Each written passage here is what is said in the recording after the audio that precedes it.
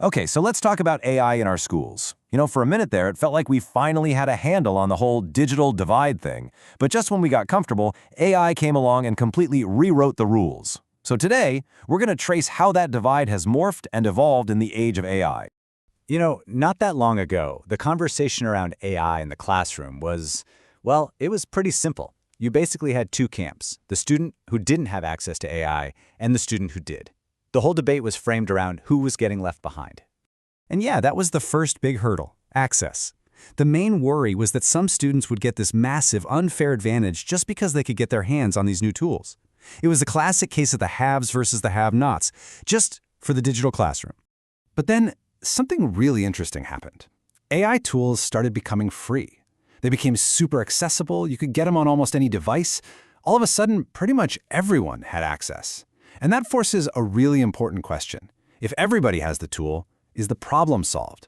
Does access alone really level the playing field? And spoiler alert, the answer was a big no. A much more complex, more nuanced divide started to show up. It wasn't about just having the tool anymore.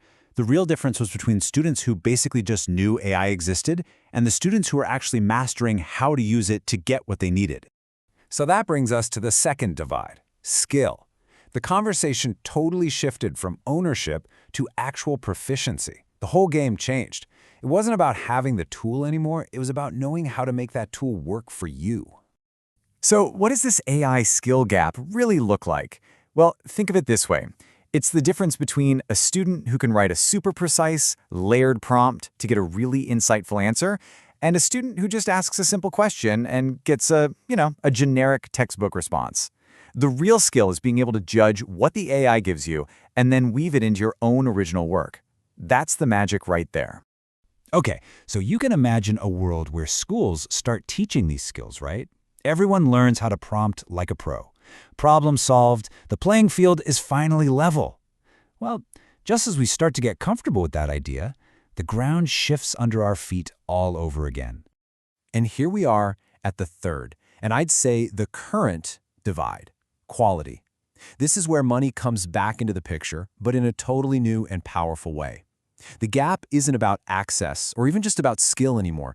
It's about the quality of the AI you're using. Turns out free might not cut it anymore.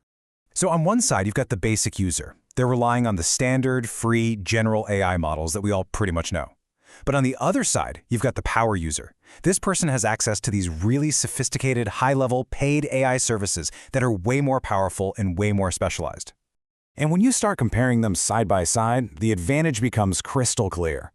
Paid AI models aren't just a little bit better. They're playing a whole different ballgame.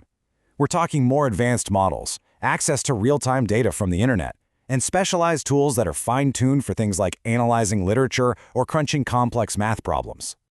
And all of that translates into a huge difference in the real world. I mean, look at this. When you're talking about solving tough academic problems, a student with a basic AI might do okay. But a student with a premium tool, they can perform at a near expert level. That performance gap isn't just a small leg up, it's an absolute game changer. So, let's just step back for a second and look at the road we've been on. This whole thing isn't just one single problem. It's a challenge that has been shape-shifting and evolving incredibly fast, all in just a few short years. So let's just recap this whole evolution. We started with the access divide, which was really just about who had the tech. Then that morphed into the skill divide, which focused on who actually knew how to use it. And now, here we are in the quality divide, this giant chasm between basic free tools and premium paid ones. And that, of course, leads to the big question, what's next? And maybe that's really the heart of it. As these tools just keep getting more powerful and these divides keep getting more complex, maybe the only skill that's going to truly matter is our ability to adapt. In a world that's changing this fast, maybe the most crucial skill of all is just learning how to learn, again and again and again.